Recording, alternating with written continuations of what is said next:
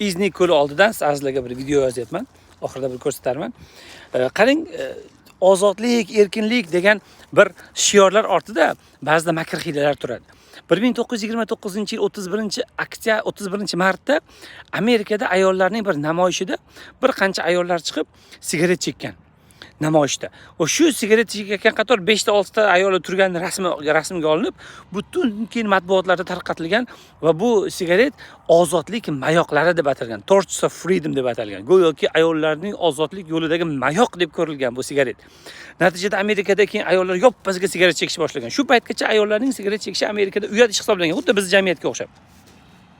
Va shundan keyin yoppasiga Amerikada ayollar sigaret chekadigan bo'lgan. Va yillar o'tib keyin ma'lum bo'lganki, o'zi aslida bu Edward Bernays degan bir odamning, bu odam yahudiy psixolog bo'lgan, psixoanalitik bo'lgan va bu odam Sigmund Freudning jiyani. Qarang, shu yahudiy mashhur psixolog Sigmund Freudning jiyani. Mana shu odam tamaki kompaniyalardan pul olib, shu bilan o'shalarning puli bilan shu ayollarni yollab, aktrisalarni, shularni sigaret chektirib qo'ydirib, shularni keyin matbuotni yollab, rasmga oldirib, shu sarlavha bilan shu odam tarqatgan bo'lgan. Qarang.